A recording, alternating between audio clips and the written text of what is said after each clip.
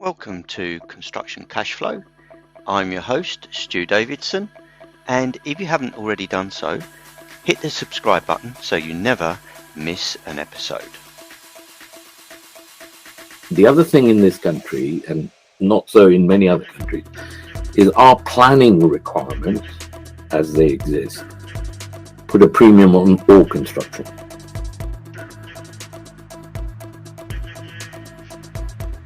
Planning. One is what they call a development consent order, and the other is through a hybrid bill, which is an act of parliament. They are very different.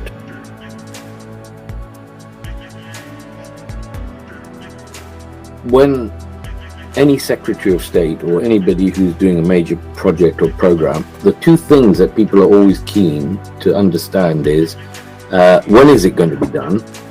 When is it going to be delivered, and how much it's going to cost.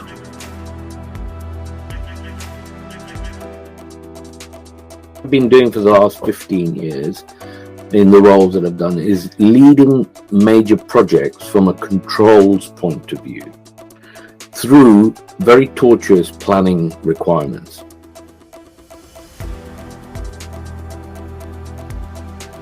Monitoring and control of the cost, which is based on the schedule, which is based on the scope, and is based on the risks associated with delivering that in the environment you're delivering.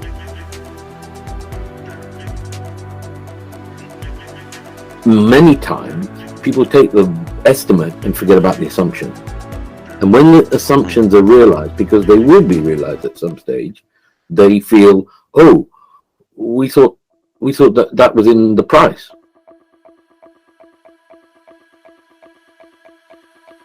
Thing we've learned from major collapses, and Carillion being one of the biggest ones, is where they have been very brutal with their supply chain.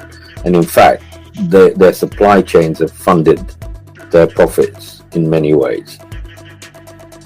In this show, we ask our guests to tell us their story, tell us a little bit about their background, how they got to where they are today, how they develop their product, their services, their ideas, and we discuss how that can affect construction cash flow and other areas of construction, and also to give us an idea of how we might make things better and give you a few tips and ideas to take away with you. And listen to the end where you'll find out more about them, more about our guests, about what motivates them, what inspires them, and hopefully that'll inspire you too. And always, don't forget to hit the subscribe button so you don't miss another episode. In this episode, it's my pleasure to introduce you to Subash Tavares. Subash has over 40 years experience in the construction industry, starting out as a civil engineer and moving on to lead multinational projects and national projects, including the Olympics. Subash is also the founder of the Virtual PMO. So it's, without further ado, I'd love to introduce you to Subash Tavares. Hi Subash, it's really great to have you here on the Construction Cashflow show. How are you doing today? I am very well this bright sunny morning. Thank you, Stuart. And it is bright as well. It's lovely. It makes a change. It makes a change. When you wake up to the sunshine, I don't think there's any better feeling, even if you don't want to get up. So tell us, Subash, for the audience and listeners that perhaps don't know you yet, tell us a little bit more about yourself, about your story, about the challenges, successes, and how you got to where you are now.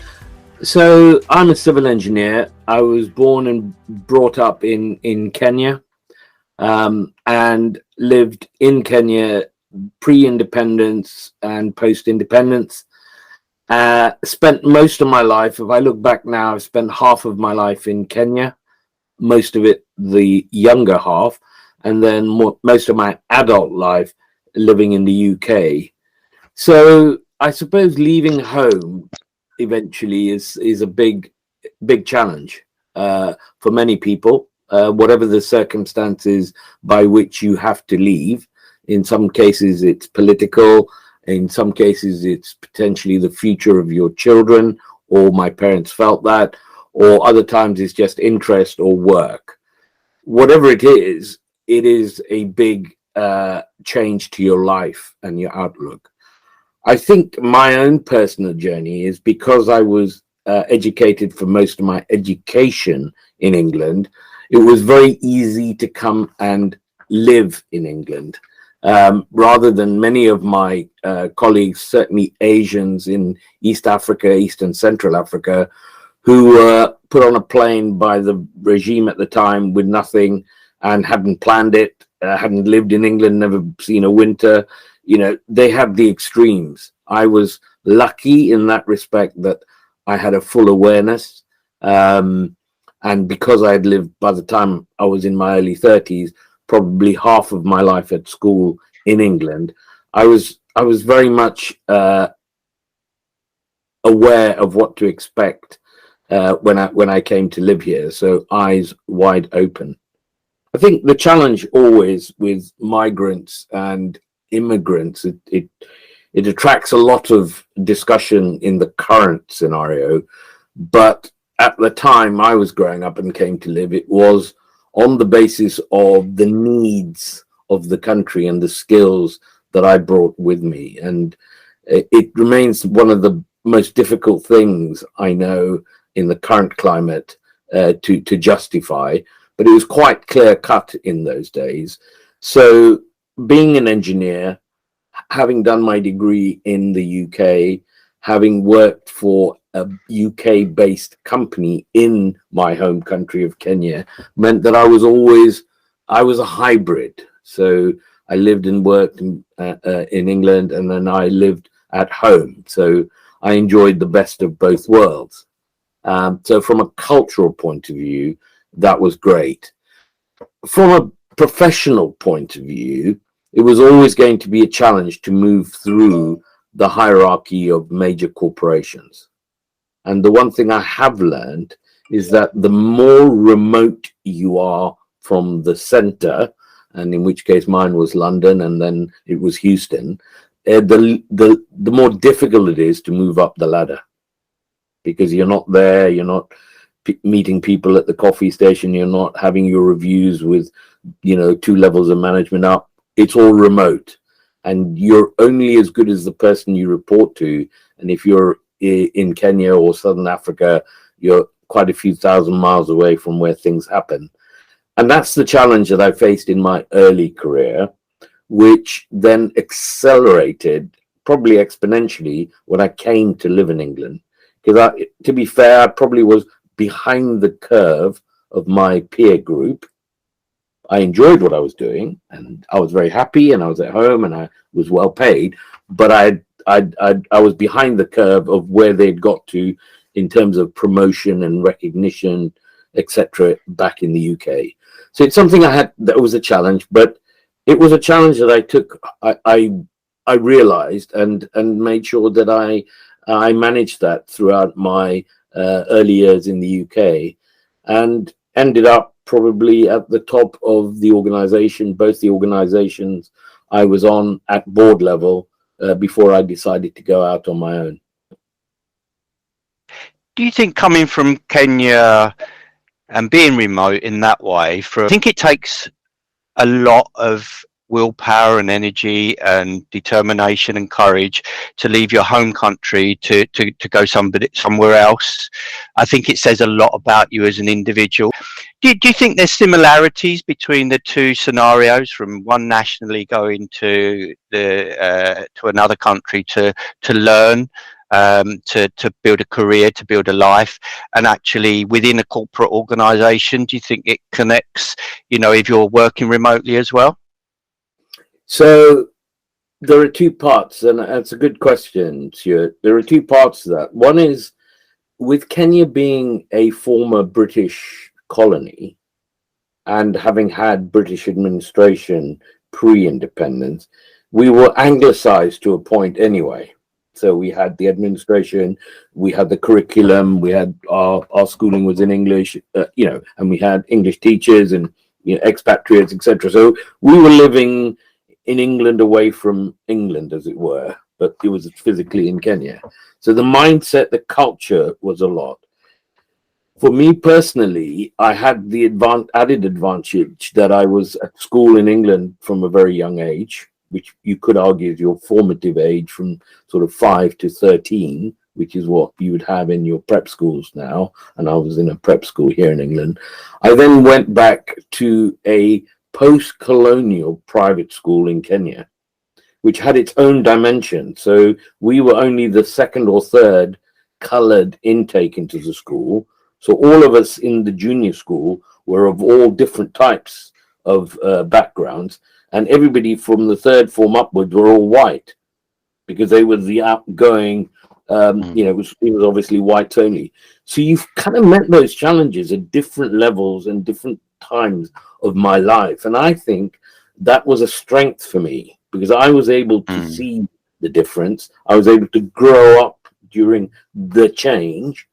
And one thing about being in England in the early 60s and 70s is that people had not traveled as much as they do now.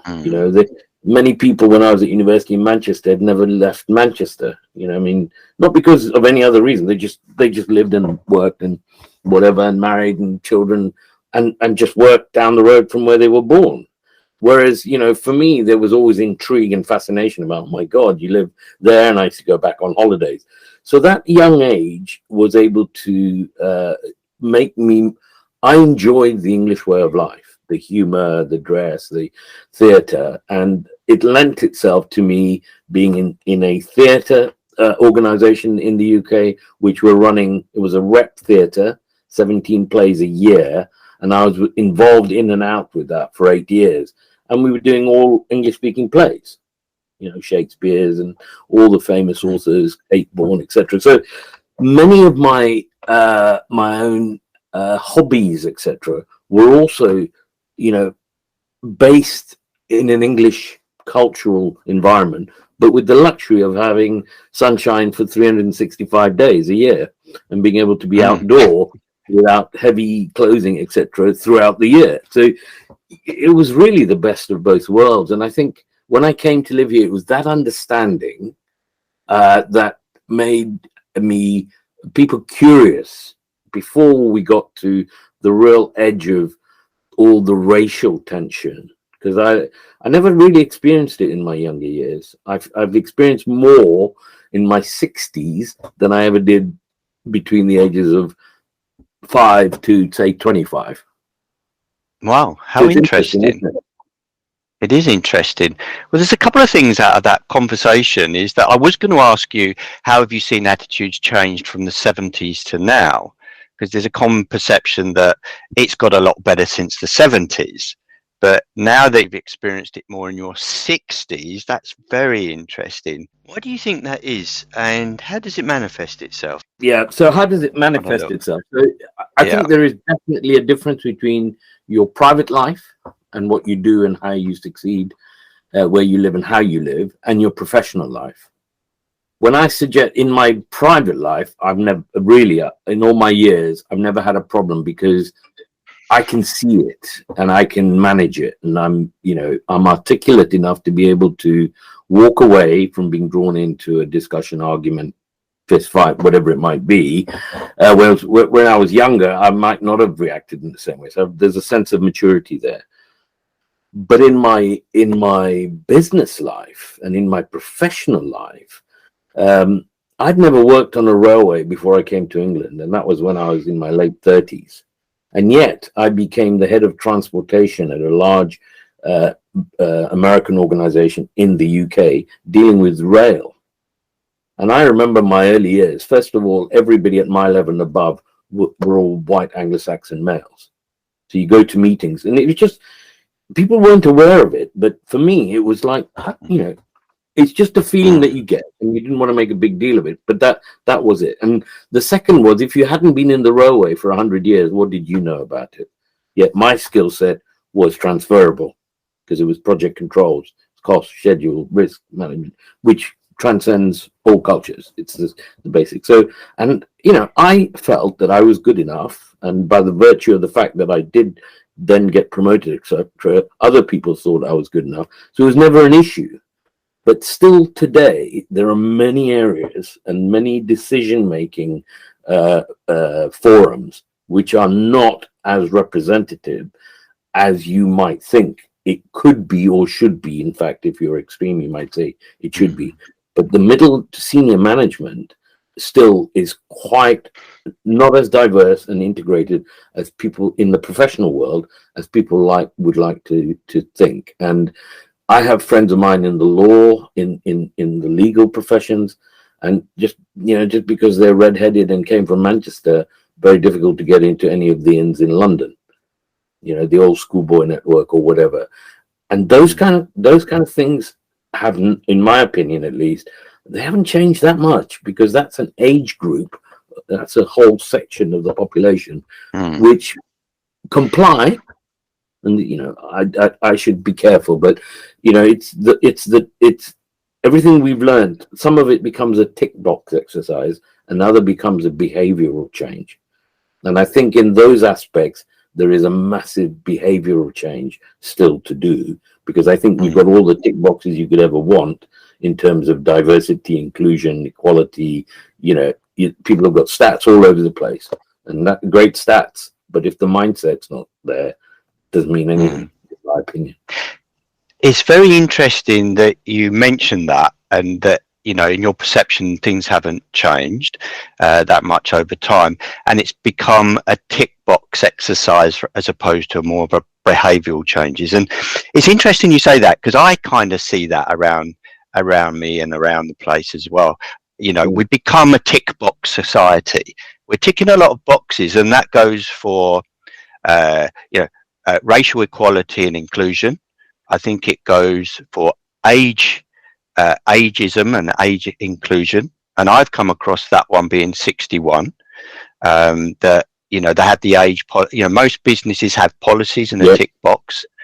It can be extended to the environment and the green issues. We've got a green policy, the ticket, but really behaviourally, not really much change. So I think you're right, and I think it's a very important and interesting point that you raise, because I think the tick box society, in fact we may have just coined a phrase actually to label for this generation, but the tick box society seems to be masking what's really going on, and it can surprise people that we see these attitudes that have gone back years and years and years. I see it in cash flow in construction as well.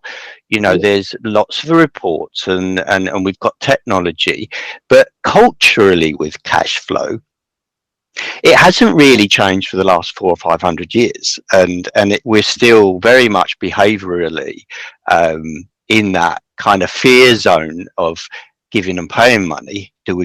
Are we going to pay too much? Are we getting it wrong? But there's very much a tick box attitude to not just that, but lots and lots of different things. But coming back to your experience, what do you think needs to happen to make that behavioural change, which is hidden behind the mask of the tick boxes? Yeah, and I think I should really caveat what I've just said in that I think the millennials and the next generations, they've made the change already. Their behavioral change and openness and inclusiveness and political correctness is way beyond the next generation of, say, the mid-30s to the mid-40s, and then completely different, in my opinion. I mean, substantially different to the mid-50s to the mid-60s. But the power base is still in that top bracket. So you're going to have those behaviors, those mindsets who know and absolutely have to comply with everything that's coming. But I would suggest that they have to work on it, whereas the up and coming younger generations, they've got it. That's good news. That's great to hear. Actually, Yeah, you know, it's a yeah. real compliment to the new younger generation that are coming up, because they're quite often criticised, and you know, but that's great to hear. It's music to the ear to hear I that. think it is, and if Subash. they can translate that social uh, status of equality, diversity, inclusion into their professional lives, then that's what will drive that change to become more behavioral. We will still and always will have compliance requirements where we will have the tick box, the metrics, because how do you show, how do you demonstrate that you've achieved what you aim or aspire to achieve? We have to at the moment do it through some sort of uh, metrics, and so we will have, so there will be the numbers, the physical numbers, male, female, disability, ethnic background, sexual preferences. Those are all things that are now creeping into this wider picture. I mean, for the years that I filled in forms, it was always very easy, either you were male or female, and now you have a choice of Yeah, a number. So things are yeah, changing, right? So we've got to yeah. adapt. There was something I wanted to pick up with you from what you were saying, Subash, around well, your background really. You're a qualified civil engineer and you've got the civil engineering background. Yet on the other side of you, which is really interesting, is that you're involved in theatre and Shakespeare. Yeah. So you're kind of left hemisphere on one side and right hemisphere on the other. You know, left side of brain, right side of brain. That's a wonderful. That's probably quite an unusual trait. And so, what drives you to either side of that equation? So theatre has always been something. So I think my mother used to remind me that when I was 11, apparently I wrote my first play, which was then performed. It was all of about 3 minutes, but as an 8, 10-year-old, and at primary school, and people, and because I'd had an education in England, when I got back to Kenya, I was different. Not because I wanted to be different, but I was different. I probably spoke with a Cockney, slight mild Cockney accent. I had my NHS glasses on. I just looked different, and then when I spoke different, everybody kind of looked, where did this guy come from? But so I brought that with me, and maybe I used that because then through school I was, you have to choose one or two extracurricular activities, and I went straight into theatre and into public speaking and elocution, whatever they wanted to call it, or however it was badged. I was in that environment. So I did plays when I was at school. And then when they formed this semi-professional company in Nairobi, I was friends with a lot of the people who were involved. And they said to me, look, why don't you come and I loved backstage. And it took me a while before that I actually went out on stage and did some parts. But, I was involved it was a rep theatre, so 8 years, 17, it's over 100 productions, but I was involved with probably 30, 40 productions, and I probably had a speaking role in about half of those, or more than 2/3 of those. So I suppose it helps you with confidence. It helps you with public speaking and presentation. It helps you read people, body language, because when you're on stage, everybody thinks, oh, it's easy, just learn your lines. It's not that. It's you've got to be in the moment, because if someone forgets their lines or jumps 3 pages ahead, if you're not concentrating, you won't know where you are. And that's against the script, especially Shakespeare, because it's very difficult. Most people I know don't really ad-lib Shakespeare that well. Whereas if it's contemporary prose, you can just talk rubbish really and get away with it. So that concentration, that means you watch people, that means eye contact, that all the things that make good leaders, good team leaders, the soft skills. I learned a lot of that through not only playing in the role, but some of the big roles of Othello and some of the big Shakespearean plays and some of the darker serious plays, that I was in. You learn about some of the behaviors of humans and human beings. So it was an education as well as a pleasure to do. What's your favorite play? Have you got a favorite play? My personal favorite was Othello, and I played Iago opposite the director of the company, and then my very good school friend played Othello, and my wife played Desdemona. So it was just a production that was just a great play, and the role I played was one of the better. I enjoyed my Shakespeare's, but I was seen as a comedian and farcer. So there's quite a few Hey, that I laughed with. yeah.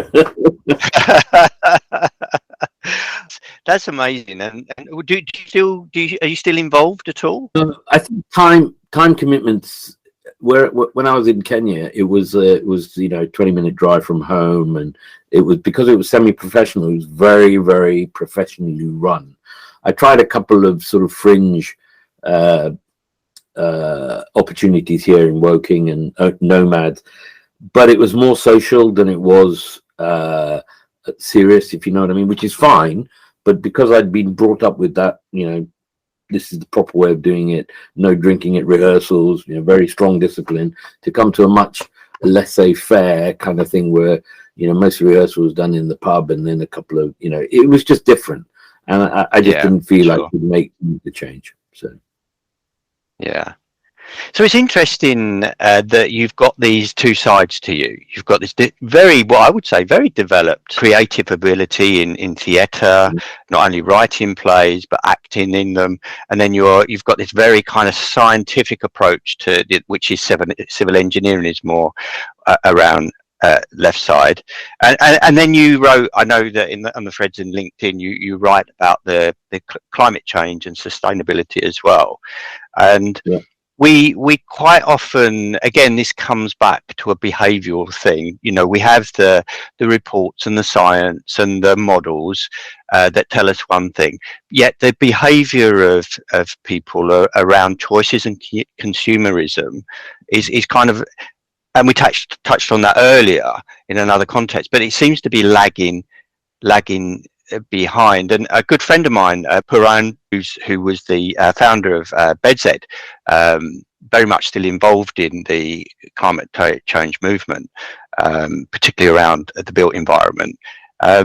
He talks a lot about the left and right brain hemisphere, in terms of being linked into being able to with the right brain side being linked into nature, if you like. It's more kind of the creative. It's being a feeling of being one with nature and one with each other, and as you say, the communication,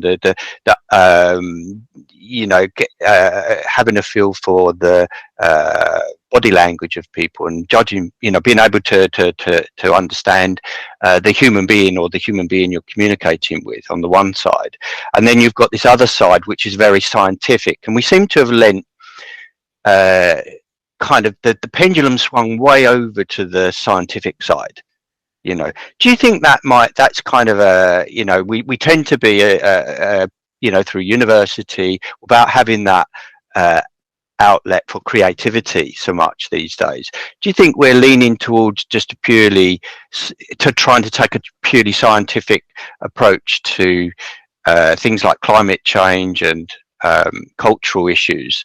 Do you think there needs to be a balance? Do you think there might be a kind of link there? You seem to have got a really nice balance and rounded approach to life and experience to life. But do you think there's a kind of an imbalance there, generally? So I think the answer to your question is yes, but I don't see that as a problem. And the reason I say that is in my formative years, so I studied civil engineering. So that was studying the tools of the profession.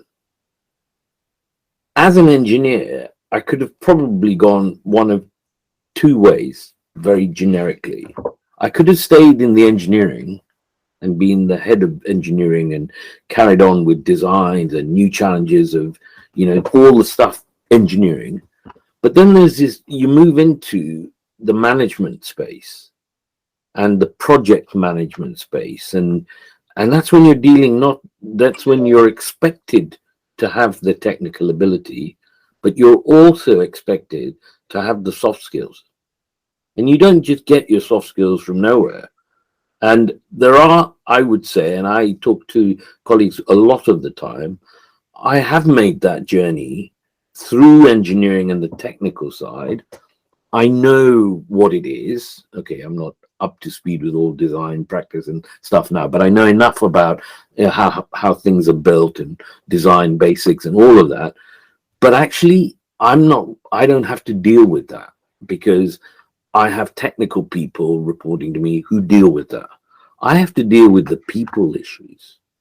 And I'll tell you a story of a couple of years ago. Every year at the Institute of Civil Engineers, they have what they call the Smeaton Lecture. And it's one of those, once a year, really high profile person in engineering comes and talks about something. And I can't remember his name, which is terrible, but this guy was in his early 90s, and he was talking about his career, 67 years in engineering, right? So he came up, he was quite not able to walk, and so he came in and he sat at the conference desk on the podium, and he had a young person deliver his presentation because he just wasn't up to that. But he was there, everything working, sharp as a button. When it came to the questions and answers and the end of the session, he said, I'm just going to ask you one question, about 250 people in the room, all techie engineers type people, right? And he said, in my 67 years in my career, what do you think I spent most of my time doing? And he went around the room and he asked about, I don't know, 15 people, just, and it went from design changes, new ways of working, new contracts, everything. And at the end of it, he said, not one person has got the right answer. And he said, 60 to 80% of my time in 67 years has been spent on people and the management of people. And he said, you can say what you like, but if you are in a position of a senior project manager or a program director or a head of department or a head of discipline, most of your time will be spent on people, moving people around, making sure people have a career, deploying, bidding for work, using people. Most of your time is on people.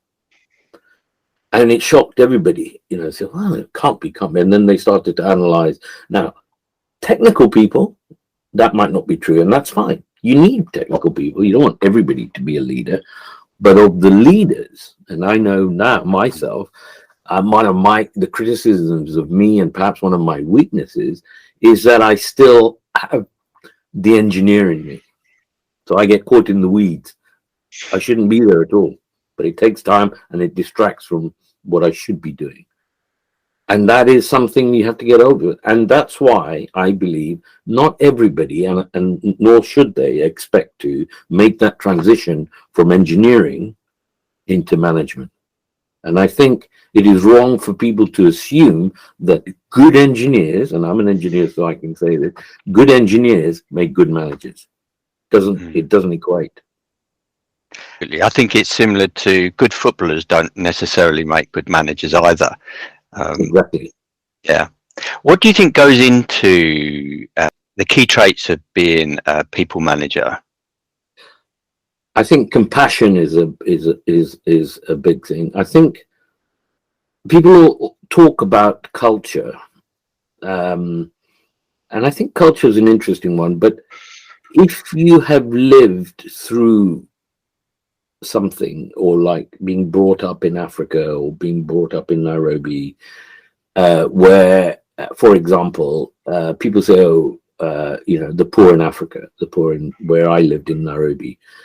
Actually, poor for them means they have nothing, absolutely nothing, right, on a day-to-day basis.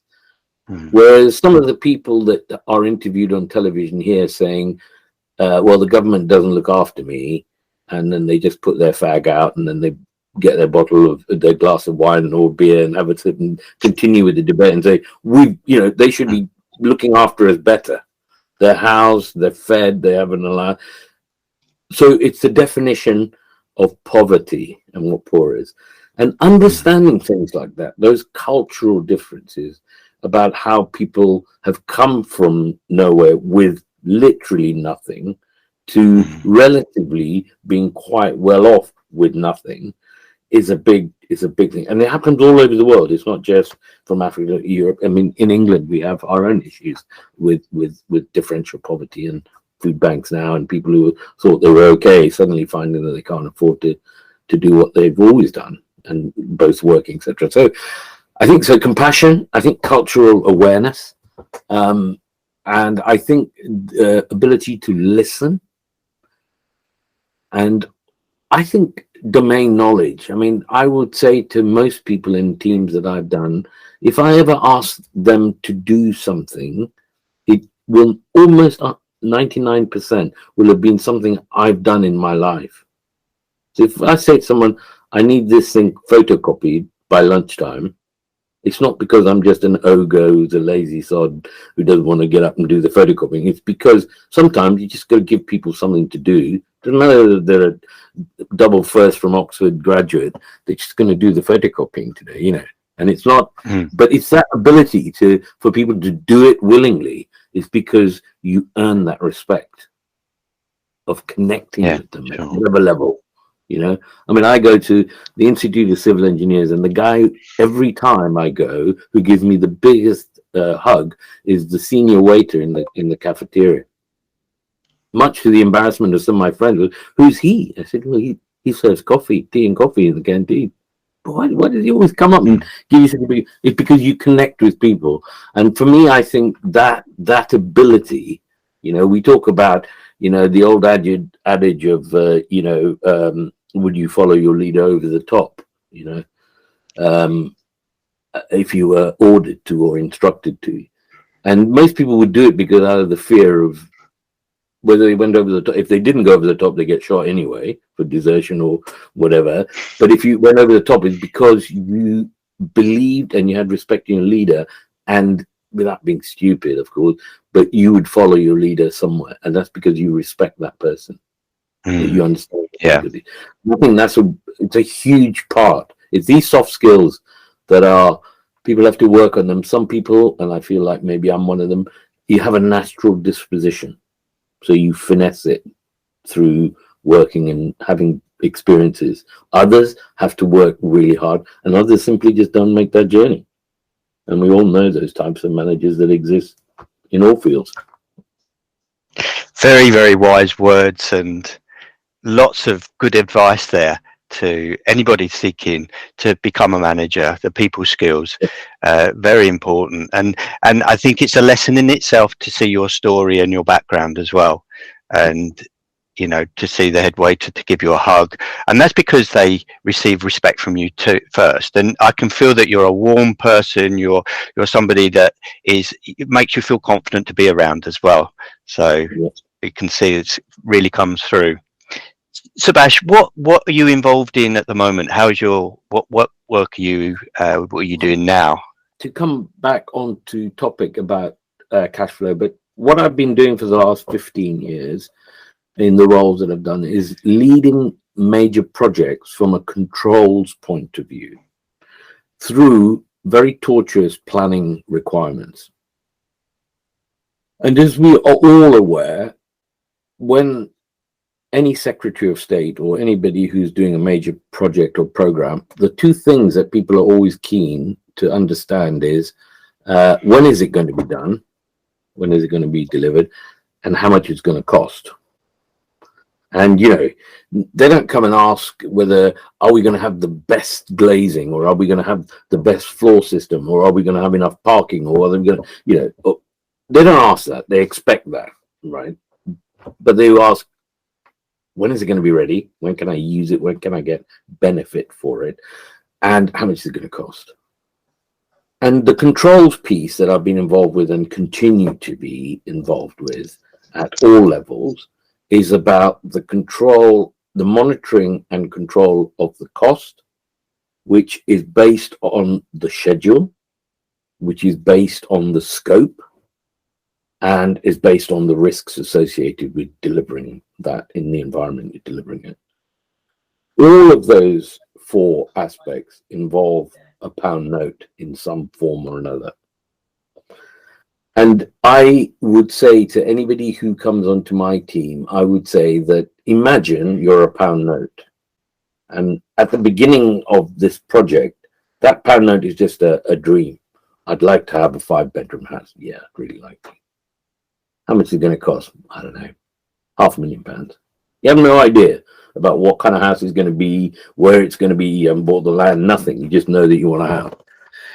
As you go through that journey, that pound note becomes an estimate because you've made some decisions on how big the house should be, whether it's going to be high, medium, low quality finishes, whether it's going to be in the middle of Surrey or it's going to be the Outer Hebrides, etc. All these things are going to impact what that pound note becomes in terms of tender, and then ultimately as a completion, and then becomes your house. And each of them will have their own journey. There'll be an estimate, then there might become a tender price, and then they might become something that you pay the contractor because they built it, and then it becomes historical. It costs me £575,000 or whatever it is. That pound note, every time it's touched by something, it's touched usually by a function. It's touched either by how much is it, it's touched by how are you going to build it, it's touched by how long is it going to take you, the schedule, and it's touched by someone saying, well, I don't want that kitchen, I want this kitchen. Well, you asked for a Wickes best kitchen, and now you're going for the top of the range. Well, it's going up 4 times. So how do you manage that change? It's going to take you longer because it's being delivered from Norway, and you only get it once a year, so you got 2 months more of the whole workforce, etc., etc., etc. That same panel goes through all those journeys and comes out at the other end. What we do, what I do, and what I'm passionate about is making sure that all the key parties to that journey are aware of what did you plan to do versus what you did, and explain why there is a variance. When any Secretary of State or anybody who's doing a major project or program, the two things that people are always keen to understand is when is it going to be done, when is it going to be delivered, and how much it's going to cost. Usually, and in my career, very rarely, if any, has it gone down, it goes up. And therefore, it puts pressure on all the party stakeholders, especially the funders, especially the model that says, if I sell 10 bottles of this new product, I'll make my money back. But if it costs you twice as much, you have to sell 200 or whatever, and the market's just not there. All of those scenarios, I believe that my role is to provide credible evidence of where we are to date and where we're going to be the forecast. And for funders and for people with mortgages, we treat it the same way in our daily lives. We have a fixed income and we want to do everything, but we can't afford everything. So what do? We either don't do anything, or we borrow the hell out of everything and live in debt. I mean, or you just, it's somewhere in between. So we're doing this all the time. And then we're hit with inflation and we suddenly can't afford it. Cost of living crisis. It's the same principles that affect projects, but we're talking about orders of magnitude. We're talking about 100 billion for HS2. We're talking about all the big projects, Thames Tideway, 4.5 billion, the Olympics, 10 billion, etc., etc. We have to control those costs, and it is inevitable that they will go up. But my personal view is, where are we really, truthfully, honestly, and what can we prove to where we need to be? And then people can make the decision whether to go and get another new mortgage to pay for this kitchen, or just have the old kitchen. Whatever they make a decision on, based on how much it's going to cost, how long is it going to take, and is it available or not, or any others. What risk is it that you import this new kitchen and no one's ever built it, no one's ever used it? So same with projects, that's what I do. And at the core of it, there are two real aspects that people will say normally. One is that the schedule is king, and the others will be cost is king. But they are so inextricably linked, it doesn't matter which one you choose, because one follows the other, in my view. And it's keeping a handle on that. So cost, and we're talking about cost, cash flow is just like we do with our own funds every month. It's about, if we're going to take mortgages, if we're going to take loans, we need the cash to be there at those key dates, usually the end of the month when a big chunk gets direct debited out of your account. It's the same here.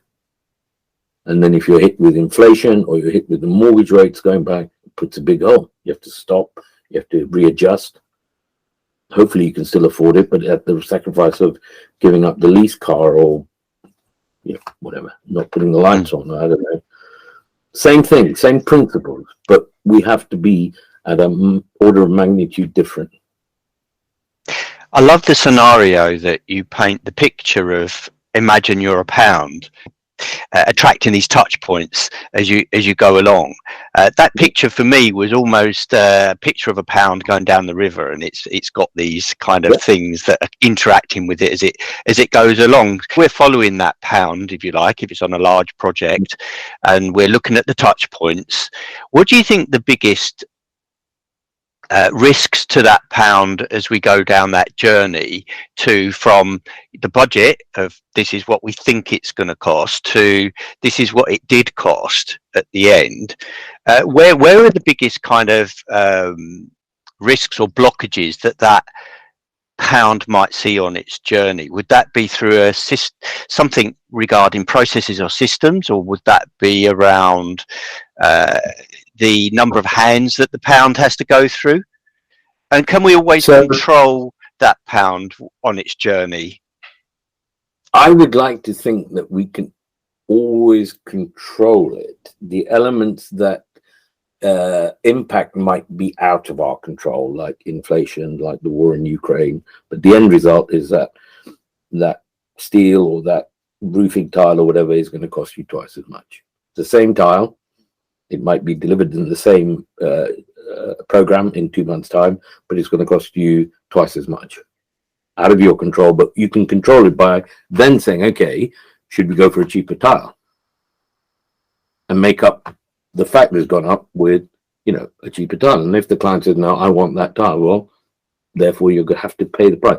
It's not anybody's fault, no fault at all. It's things that happen out of your control, but we have control. And the idea is to give the client in that respect the opportunity to say, okay, I'll go for the cheaper tile or whatever.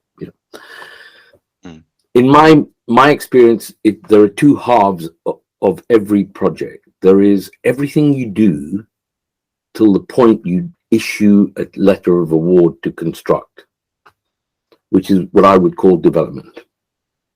And then there is everything that you do to build it. In the development, you have control. The key thing for me is scope. If we knew right from the beginning the scope and it never changed, life would be very easy. It never happens that way, right? The other thing I would say, and as an engineer, I can say this, and I know most of my colleagues we have a good discussion, is if you estimate to spend £100 on something, and that's what you've decided is all the money you've got for the design, there is little point in going out to some other party to do the design with a spec that's going to cost you £500. You have to. So the question is, design to budget or design to what you want and then get the budget. You can't have it both, because every time you make a change, there's an impact, either on the scope or the cost or the schedule, all of which will end up costing you mostly. So it's controlling the scope. Notoriously, designers find it difficult to design to a budget. They want to design to a specification, and the specification is up there. So in order to meet their requirements, their professional obligations to give the client the best product for their ask, they're saying it's going to cost you more. Now, in my role, I would be saying, why? Because we don't have the money. I simply don't have the money. Mr. Client, can you go and get the money? No, got no money.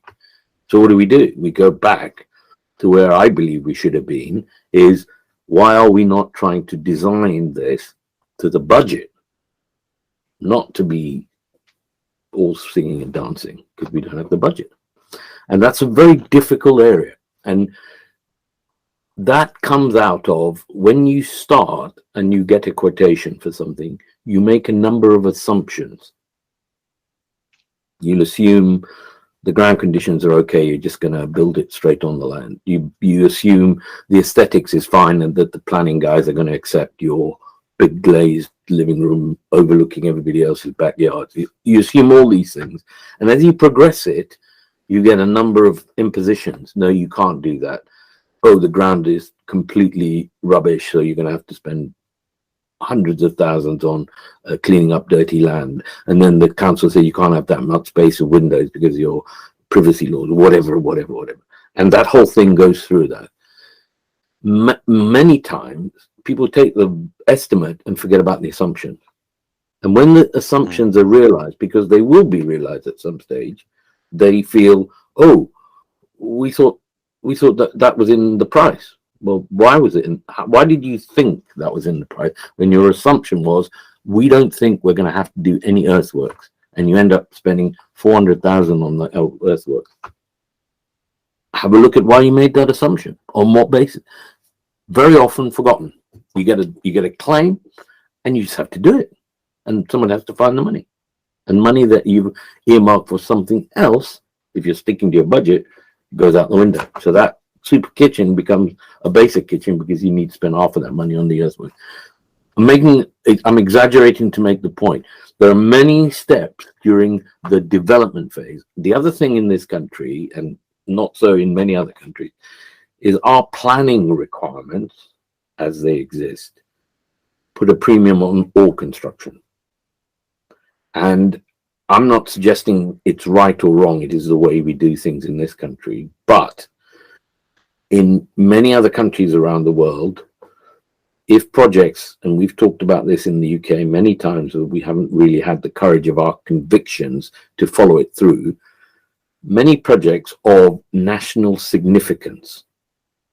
So if it's an airport, it doesn't benefit West London County Council, it benefits the whole of the UK, for example. If there's a rail link from here to Edinburgh, it doesn't just, all of these things, they should be taken away from the decision making along that journey should be made a little bit different, not to take away completely and just bulldoze through people's backyards and all, but there shouldn't be the element that you have 55 councils along the route and each one has its own say, and we end up spending a lot of money on planning. And I'm not saying it's wasted. I think it's a very important part, but I think we just need to be a little bit more prudent about if this is a nationally significant infrastructure program, and if the taxpayer is paying for it, why are the taxpayers so happy to push the price up through the roof? It's just coming out of their own pockets, and they wouldn't do it for their own kitchen extension, but they're happy to do it for a big project and tie themselves up to trees and glue their hands to the thing. But if the report is correct, that the police force spends £7.5 million managing those 3 or 4 major disruptions on the M25 and the Queen Elizabeth Bridge. Is that taxpayers' money well spent? And we're talking about tens of millions on Crossrail and HS2 and T5 and Lower Thames Crossing, London Olympics. Okay, Olympics, a bit different. We had to kind of do that. So there's the control at the beginning, and then there's the control while you're building, of course, which is construction. Yeah. That's an amazing point you raised there, particularly around the governance and decision-making process for a national project. It kind of almost feels like there is a one-size-fits-all process for decision-making around planning. as opposed to kind of let's make a strategy for making decisions that suits the particular scheme we've got to hand. So there are effectively three for anything that's significant. So not just a house, but a house has its own issues. But if you were a house builder with 500 houses, or you are a major infrastructure, HS2 and all the big ones, there are two main ways of going for planning. One is what they call a development consent order, and the other is through a hybrid bill, which is an act of parliament.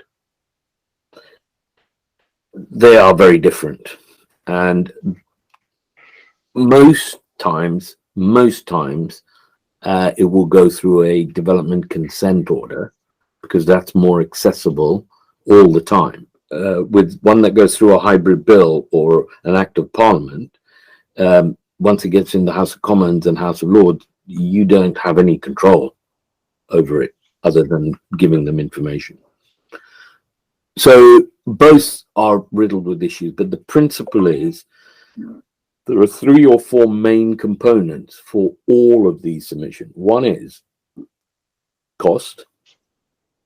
The second is what is the environmental impact, both during construction, which is substantial on projects like HS2, which take 10, 12 years, massive, to the final operating condition.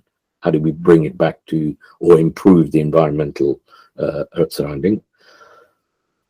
Another one is what they call the Code of Construction Practice. And this is where, complements your environmental impact, it is about how you are going to look after people when you're going to put a big concrete plant at the end of their garden for 5 years, or blight their views of areas of outstanding natural beauty, or whatever. All of these things have to be done to it totally with the standard that's required. But it does take longer than I think it should take, and that's because of so many iterations and changing. This is political will. The other thing that construction projects have a problem with, for long-term ones, is political cycles and changes. So whether someone is sponsoring a project because it's on their manifesto, or whether it's for the good of the country, you have to ask yourself the question, because whilst they might say it is, what they're trying to do is making sure that they're getting re-elected, for example. And all I'm suggesting is that it has an influence on the decision making. And in terms of cash flow, absolutely, because what we do as a country, and we have a highly regulated utilities. So water is regulated by Ofwat, electricity is regulated by Ofgem, etc., etc. The rail is regulated by the government. What they're saying is that you can only charge the fee-paying customers or your customers for water or electricity so much. And what we see now is that what they can get back doesn't cover the costs of the implementation of a new power station or HS2, etc. So where is the delta coming from? Well, the delta is coming from the government, or it's coming off balance sheet from a third party. Let's say, for example, China will say, we'll give you 30% of the value, the cost of HS2, but this is what we want. It could be that. It's not yet that. And there are people who say it might be a good thing. There are other people who say never on, while they're still alive, kind of thing. So, but the political arena causes lots of problems to delivery and has a big impact on cost and longevity. So I think those are some of the key issues which we need to look as a construction industry that have direct impacts on both the cost and the cash flow of any types of projects. How do you think that those decision-making processes affect the industry as a whole with regard to a supply chain? So I know a lot of listeners to the podcast might be a small business or a small supplier to the construction industry, albeit I know with the national schemes, with the HS2s, you're talking much larger organisations as such. but they quite often filter down to the individual. They still filter down to individual trades, or the individual person that might be running a self-employed business, running a piece of plant, or a particular driver that runs drivers, so it kind of whilst we do have these large organizations, it filters down into much smaller businesses that maybe can't always shoulder the burden of a cash flow blockage. And we don't always know from the bottom of the cash flow whether the money's there in the pot to pay for the particular stage that we're at. How do you feel that structure and the decision making process might affect those smaller businesses down the line? I think we've learned from major collapses, and Carillion being one of the biggest ones, is where they have been very brutal with their supply chain. And in fact, their supply chains have funded their profits in many ways. Things like unfair terms and conditions of payment. So they're on 30 days with the DFT, and the supply chain's on 120 days, and so on and so forth, and then they don't get paid. And so we have to protect. My belief is, I'm a very big advocate of the infrastructure bank. So if the government decides you're going to spend £5 million on this project, you appoint and you delegate authority to a representative, like someone like a big construction management firm or a big lead development partner.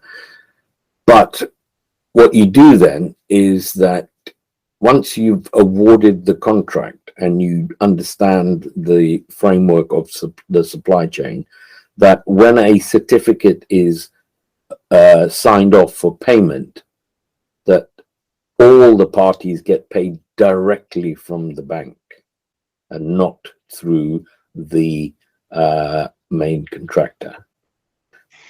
And as we did in the Olympics, we reduced the time for payment because we knew that it was in our interest to keep the whole supply chain cash positive rather than put pressure on them, because it was in no one's interest for your biggest seat manufacturer to go bust halfway through, or it just wasn't. So what could we do if we were able to do that? This is having the courage of your conviction of first allocating the money over multiple years, over multiple political cycles.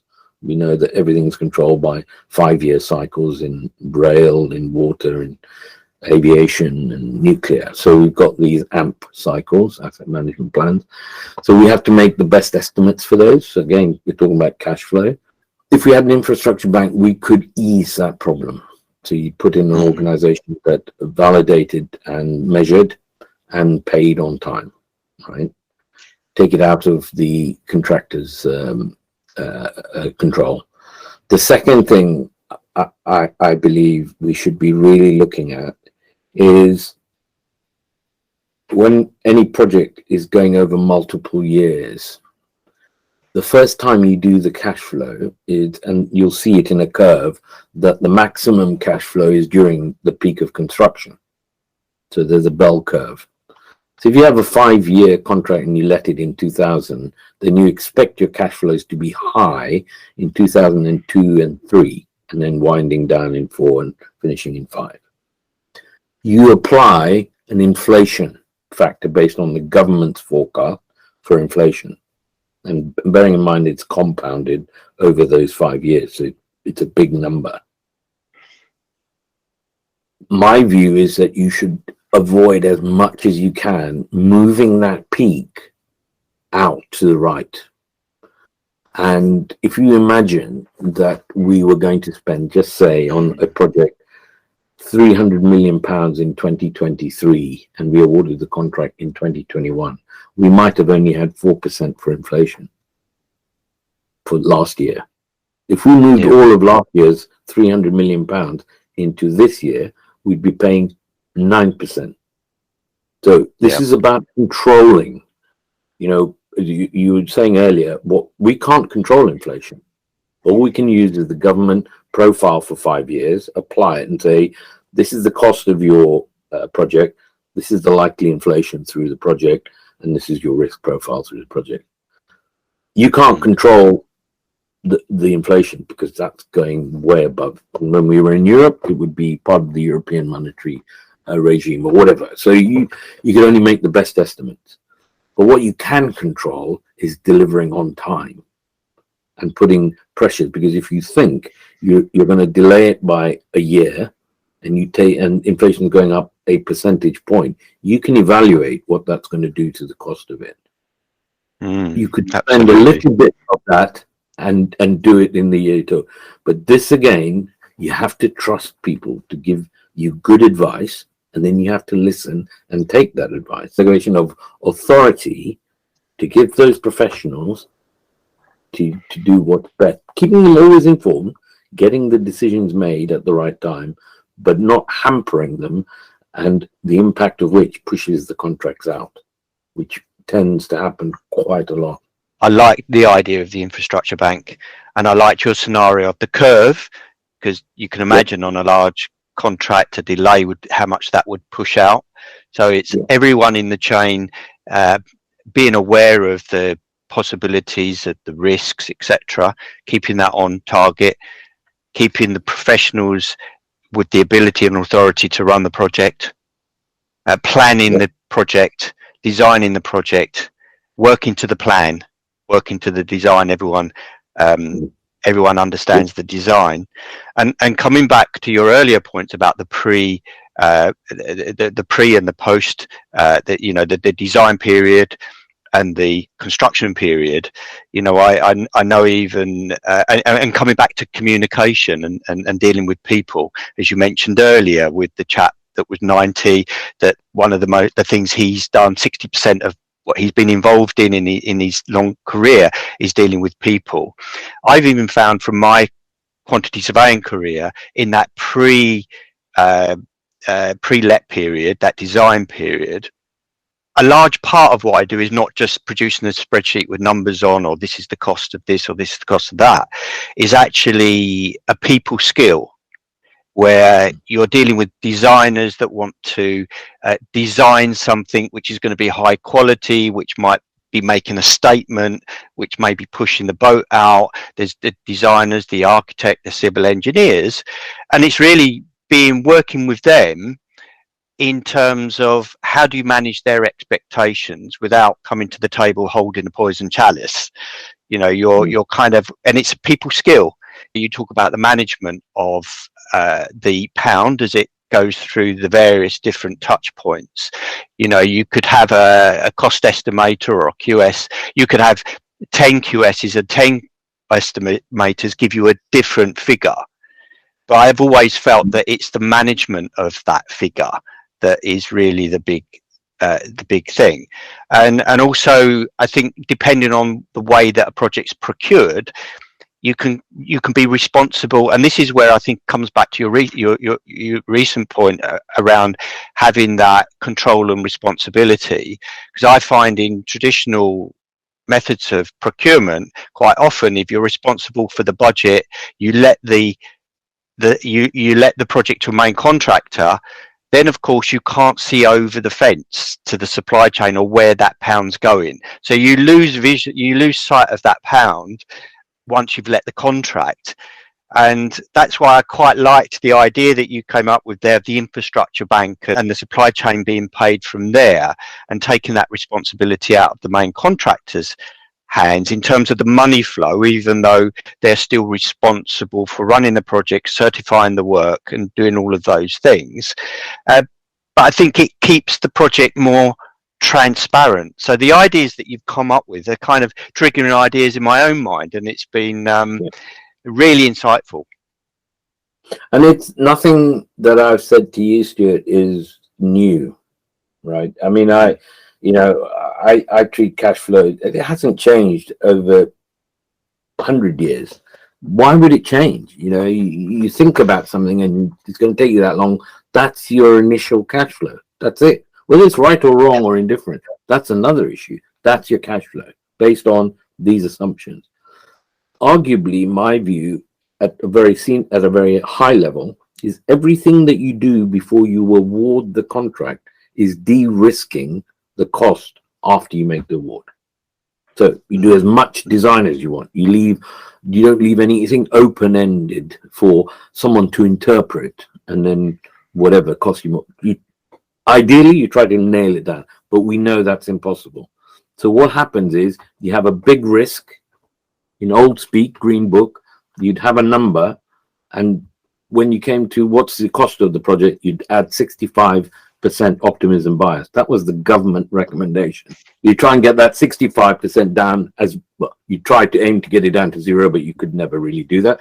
What's the acceptable? I don't know. There's no acceptable, but in the region of, say, between 20 and 30% at the time you award, you've got in scope, therefore de-risk, and you take your 30% contingency. Then you give a target price, and you try and reduce that to 15%. So from the very original 65% contingency, you only use 40 of it. Everybody's happy because for every pound that you spend, you save 35% or whatever. But it just doesn't happen. I remember we used to use it in the 90s, but it seems to have gone out of fashion. Piece of work we did on Tideway, and this was bringing in all Network Rail, Ofgem, all of them, and we facilitated the workshop. We took the headings out of the Green Book. I think there were 6 categories and various other things, and we translated them into a manageable risk register. And what we were promoting is that as early as possible, you have a risk register, and you start managing your risks. Now, it might equate to 65, but very rarely did it ever. It would really equate to, I don't know, start off with maybe 35, 40%. Unless you were doing something that was so new we didn't know any way that we could get a base estimate from.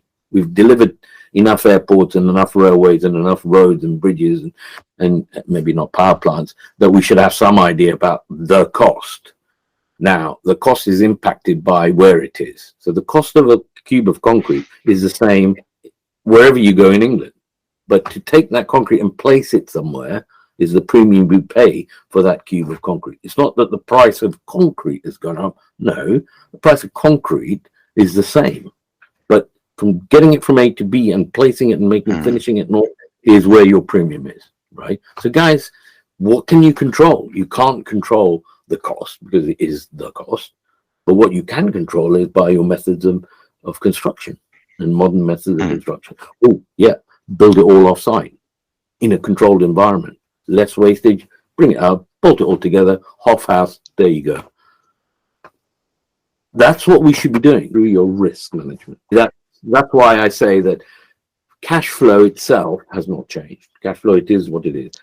Cash flow is only as good as your ability to schedule the activities and allocate the cost appropriately to those activities. Because out of that drops out your monthly, weekly, whatever you want, annual, quarter, whatever. That gives you a cash flow. What's really difficult, and employers continue to say we must have it, is how do you profile your risk allowance? So do people just take it as pro rata when you say this is the start date and the finish date of this risk? Do you put all that risk, spread it over that time? There is no real answer to that. Everybody does it in their own way. And all I'm suggesting is you state the assumptions that you are putting the risk across your profile for 5 years, and you have that discussion. And if everybody is reasonably happy, then you monitor it against that. And if something happens and it's different, that's okay, because you've told them what it was based on. And because of these reasons, it's changed. And therefore the cash flow has changed. But simply to just hope for the best. I mean, I'm not suggesting people don't do anything with this, but you know, right at the beginning, it impacts your cash flow, because if you're talking about annual funding, if you're talking about 5-year cycles on your caps, on charging customers, and all these other constraints, whatever other constraints the funders may have, you need to be fairly accurate when you're going to spend your risk. But then how? You know, that's what it is. It's risk. So you have to have some sort of tie back to some sort of assumptions and then profile it accordingly. And if the assumptions change, let's talk about it. I think that's key. You know, it's one thing having a risk register and identifying risk, it's managing it, monitoring it into change. And you mentioned funders as well.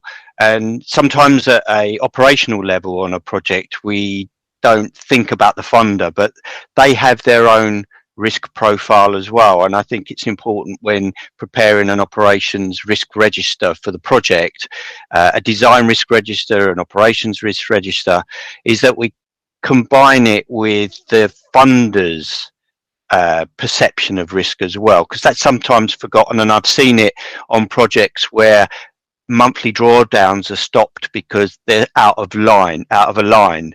So it's really, you know, coming back to what you were saying in combining the communication between all the parties involved. Let me give you one example. So when we started, and I think this is now not confidential, I mean, it was 12, 13 years ago. When we started Tideway, the model was that Thames Water were going to pay for it. They were going to put a levy on every household, £100 a month, let's just say, for those 5 years, and they were going to generate all the money they need to buy it. When we got to the first estimate, they took it to water, and the shareholders said, no. They said, we did not invest in Thames Water as a construction company, importing a project risk, a project of 4.5 billion on an 8.7 million pound turnover business. No way. They absolutely refused to allow the Thames Water to invest into the delivery of the Thames Tunnel. So we had to go out and get private finance. It put the project back by about 3.5 years. Who was in control? It wasn't Thames Water, it wasn't Ofwat, it wasn't the government, it was the shareholders, right? They're the ones who were saying no. And the government had to then write a clause which was passed through so quickly that, you know, things can be done if there is a will, that they introduced the infrastructure provider, whereby utility companies were mandated then, because Thames Water were not construction management and designers for a 4.2 billion pound program. They were supposed to just clean water, give you clean water and take away the dirty water. That was it. Not import a project like the Thames Tideway sewer tunnel that was right across London. That's not their skill set. Government implemented it in the Flood and Water Management Act, that tucked away somewhere that if you didn't know, you'd never know existed. And we were caught right in the middle of that, because we were just going for planning, and then they introduced this. So we said, well, who's the infrastructure provider? Well, it can't be Thames Water, because the shareholders have already said no. Oh, so we have to go through our whole procurement method again. And then we have to go and find finance. Delay 3.5 years. Much, Subash. And it's been amazing. It's been a masterclass on what you've discussed, what we've discussed around cash flow, around contracts, etc. Have you got time for a quick fire round before we go? I was just going to say, let's not forget that quick fire round. Go on. Okay, quick fire round. Okay, I'll whiz through them. So, how do you start your day? So what motivates me is I get up at 6 and I do a 15-mile bike ride every morning. And I come home and I make tea for the wife in bed. It's something for us all to live up to. When are you most productive? I'm a morning person. So AM, that's when I'm really productive, and then it goes down till after lunch. What's something new happening in your life right now? So it's not to dwell on it, but my wife is going through some difficult cancer treatment, and what's new to me is just how amazing the medical profession is. And despite all our bleating about the NHS, they have been for the last year absolutely amazing, and the medical progress that is being made in that area is phenomenal. So my gratitude to the NHS. Thank you. What does adventure look like to you? It's doing something I've never done before, but I've always wanted to do.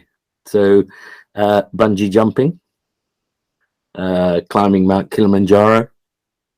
Yeah, I don't know what the next one's going to be, but I'll think of something one day. So this probably follows on slightly. What thing would you love to do that would surprise your friends and family?